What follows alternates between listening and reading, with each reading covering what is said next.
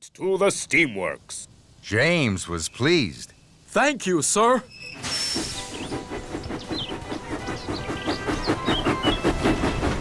I will be the smartest engine on the whole island. James whistled with pride. James puffed proudly into the steamworks. Workmen were waiting. First, they took off James's old coat of red paint. Then they applied a special pink paint. The pink paint was to go under the new red coat. It was to keep the water out. Soon, James was covered from fender to firebox in bright pink paint. Just then, Sir Topham Hatt arrived. My granddaughter is having her birthday party today. Emily was to pick her up at Maithwaite Station, but she has broken down. The other engines are busy. You must collect the children and take them to the party. But, sir, I'm not ready. You're quite ready enough, James. Leave right away. The party starts at tea time. You mustn't be late. Sir Topham Hatt left. James was upset. Oh, no. Pink is a silly color. I don't want anyone to see me looking silly. James puffed up to a junction. Emily was there. She was waiting for the workmen. Cinders and ashes! You're bright pink, James. Emily laughed and laughed. Oh, no. Everyone is going to laugh at me because I'm pink. James didn't want to be laughed at. Then an idea flew into his funnel. If I see any other engines on the way to the children, I'll hide.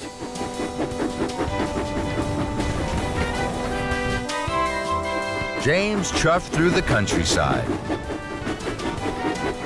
Ahead, he could see Toby puffing along the track. I don't want Toby to see my pink paint. He'll think I'm silly. I'll hide under this tree until he's gone. So, James chuffed under the branches of a willow tree. Toby puffed slowly towards him. James kept as quiet as he could, so that Toby wouldn't hear him. Suddenly, James heard a whistle he knew well. It was Gordon. Clickety-clack, express on the track! With a wheesh and a whoosh and a whistling wind, Gordon thundered down the express line. The branches of the tree blew up in the air. There was James in his bright pink paint. Toby stopped. He was surprised. Fizzling fireboxes, James. You're a big pink engine. James felt very silly. He didn't like being laughed at. So, he steamed swiftly away. James puffed on towards Maithwaite.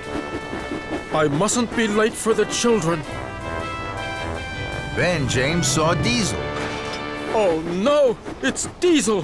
He's sure to laugh. I have to hide quickly. James saw some freight cars. They were piled high with coal. James puffed into the siding and hid behind the freight cars. This is a good hiding place. Then Diesel oiled into the siding.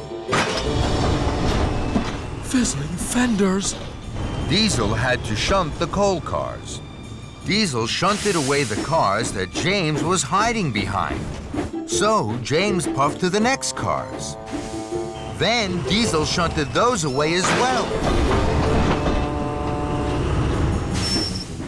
Quickly, James rolled behind the last two freight cars. Then Diesel shunted them away. Oh, no. Diesel was surprised. What are you doing, James? You're a big pig steamy. James felt terrible. Being laughed at by Diesel was worst of all. So James chuffed quickly away. James knew he was getting late. He had to pick up the children before tea time. I will take a shortcut through this tunnel. That way, I'm sure to chuff to Maithwaite on time. James puffed out of the tunnel. Then he heard a whistle. It's Gordon! Oh no! I don't want Gordon to laugh at my silly pink paint! I have to hide! So James reversed back into the tunnel and waited. Gordon pulled up to the tunnel. He could see steam.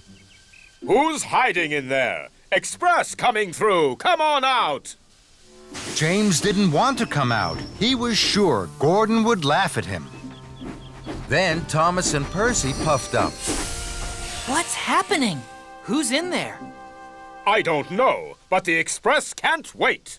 James knew the engines were waiting for him, and so were the children. If I keep hiding, I'll be late to pick up the children, and they'll be late for their party. So, with a puff and a huff, James chuffed slowly out of the tunnel. He was very unhappy. James, you're all pink. What a funny color. I'd hide too if I was bright pink.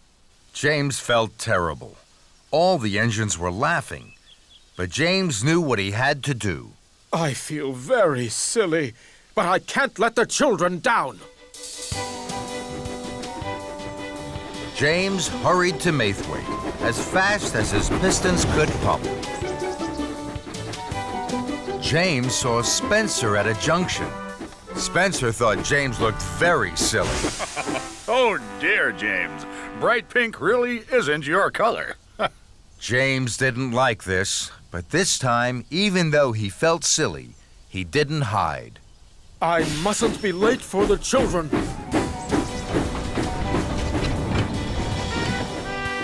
Then James saw Henry passing by. My word, you do look pink. But James didn't hide. He felt silly, but he didn't stop. Must collect the children. Must collect the children. James puffed towards Maithwaite. He could see the children waiting. I'm sure the children will laugh too. They will think I look very silly. And he steamed sadly on to the station. James pulled into Maithwaite. Sir Topham Hatt's granddaughter didn't laugh. And she didn't think James looked silly at all. She smiled. She was very excited and very happy. James, you're a pink engine. Pink is my favorite color.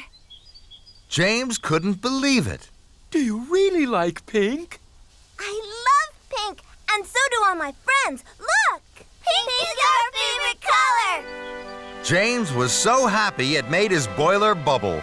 I'm a very lucky engine! James puffed proudly into the town hall, just in time for the party. The children laughed and clapped their hands. James, the bright pink engine, was the hero of the day. The Lion of Sodor. It was a beautiful day on the island of Sodor. The sky was blue and the sun was shining brightly. Thomas was chuffing cheerfully to Brendam Docks.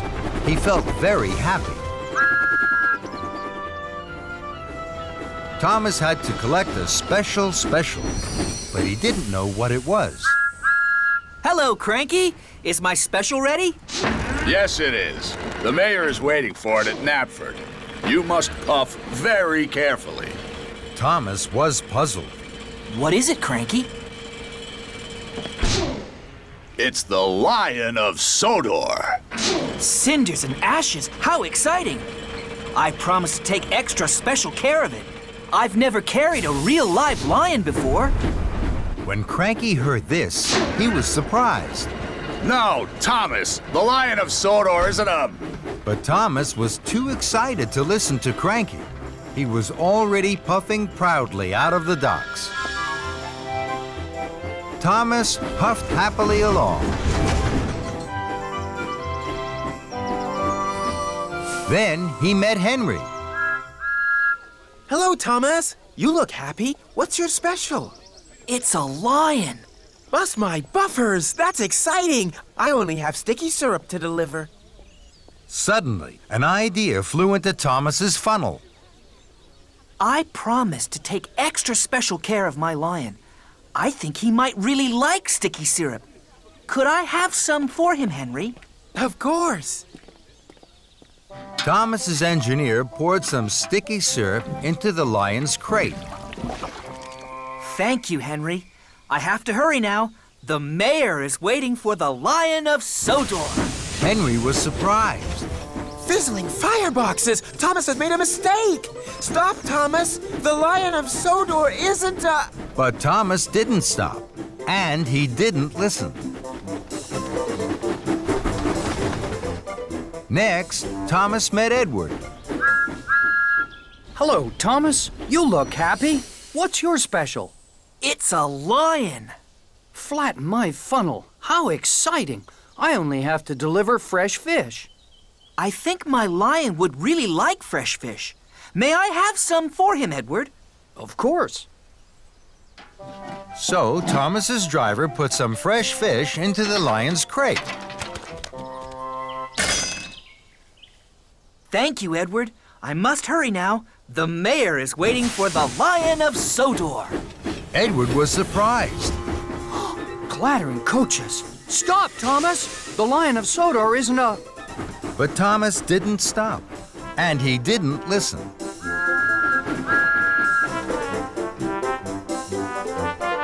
Then Thomas saw Toby. Hello, Thomas. You look happy. What's your special? It's a lion. Buff, my boiler, how exciting. I only have straw in my freight cars. I'm sure my lion would really like some soft straw to lie on. May I have some for him, Toby? Of course. So Thomas's driver put some soft straw into the lion's crate. Thank you, Toby. I really have to hurry. The mayor will be waiting for the Lion of Sodor. Toby was surprised. Uh-oh, trembling trucks. Stop, Thomas! The Lion of Sodor isn't a... But Thomas didn't stop, and he didn't listen. Thomas's pistons pumped and his wheels whirred. He couldn't wait to deliver his lion. He chuffed his hardest and raced on towards Knapford Station. At last, Thomas puffed proudly into Knapford. Sir Topham Hatt was there. So were the other engines. I'm very excited, Thomas. This is a big day. The Lion of Sodor is here. Thomas was uncoupled from the flatbed, and he pulled away to join the other engines. The workman carefully opened the lion's crate.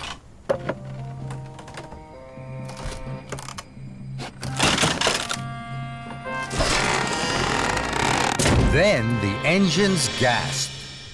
The Lion of Sodor wasn't a real lion at all. It was a statue. And now it was covered in sticky syrup, fresh fish, and straw. Sir Topham Hatt was cross. Thomas, this is a terrible mess. Gordon and James laughed, and Thomas felt very silly. I'm sorry. I thought I had a real lion in my crate. I wanted to take extra special care of it. I didn't know the Lion of Sodor was a statue. So Sir Topham Hatt told Thomas all about the Lion of Sodor, and the other engines listened carefully. So you see, Thomas, it was the most famous statue on Sodor. Then it broke. This is the shiny new statue we have been waiting for. The mayor is coming at tea time, and now look at it. I'll make sure it's clean, sir. I promise the Lion of Sodor will be shiny and new again in no time. Very well, Thomas. Thomas still felt very silly. Cheer up, Thomas. I didn't know the Lion of Sodor was a statue either. It all happened a long, long time ago. Not many engines remember that time. We tried to tell you, but you didn't stop. I'm sorry, Henry. I should have listened. Now I must hurry. I must get the Lion of Sodor cleaned right away. Why don't you take it to the washdown? This time, Thomas listened. What a good idea. Thank you, Henry. Thomas was coupled to the flatbed, and he chuffed quickly away. Thomas took the Lion of Sodor to the washdown. Soon, the sticky mess was washed off. That looks much better, Thomas. But now the statue isn't shiny. Take it to the steamworks, Thomas. They'll polish it until it sparkles and shines. This time, Thomas listened. Thank you, Edward. That's a very good idea. Victor will know just what to do. And Thomas puffed quickly away.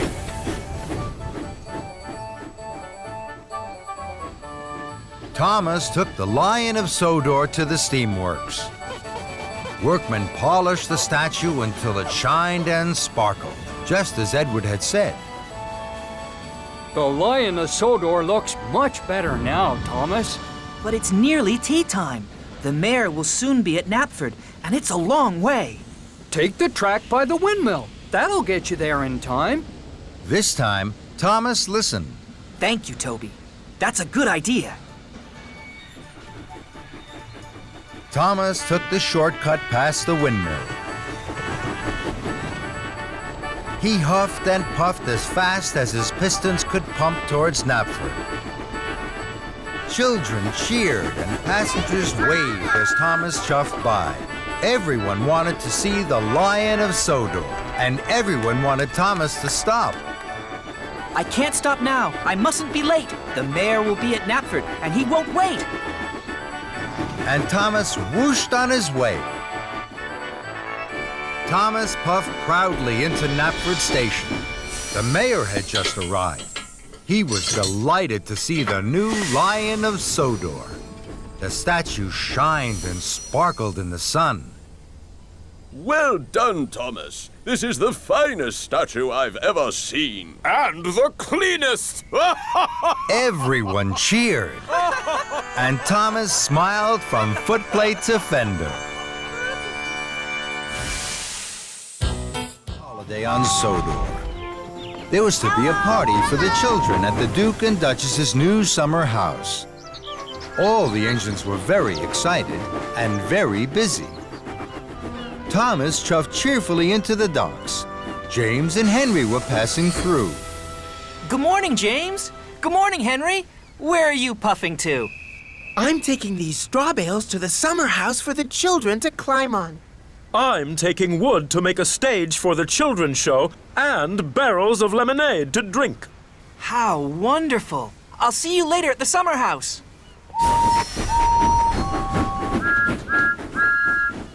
Good morning, Cranky. What's good about it? It's the Duke and Duchess's party day. Party smarty. I don't go to parties. I'm stuck here loading and unloading all day. I haven't had a moment to rest my hook. That load is for me. It's eggs for the children to paint. Hurry up, Cranky. You're creaky, Cranky. What's the matter? Are the eggs too heavy a load for you? Cranky didn't like Thomas's joke. He didn't like being called creaky. No, they're not too heavy for me. They're light as fluff.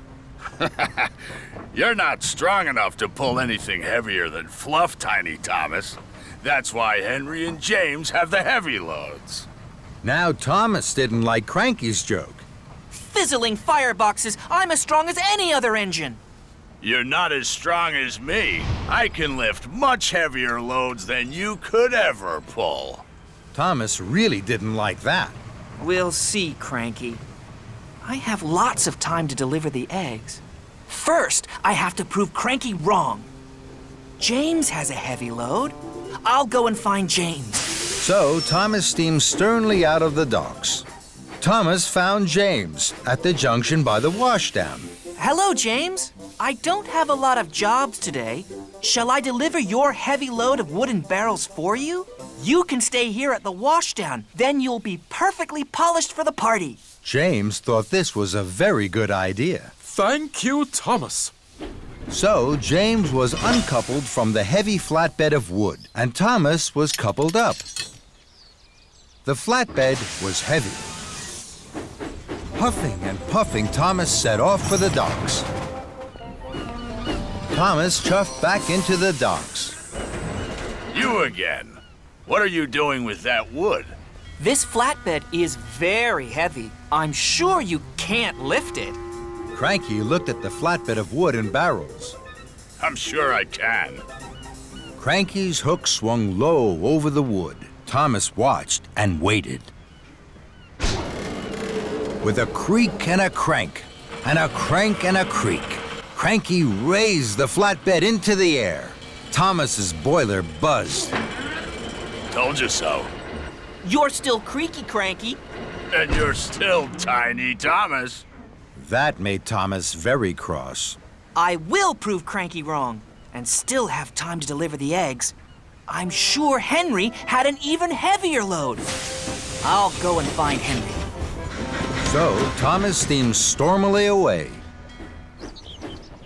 Thomas found Henry waiting by the coal hopper for his special coal.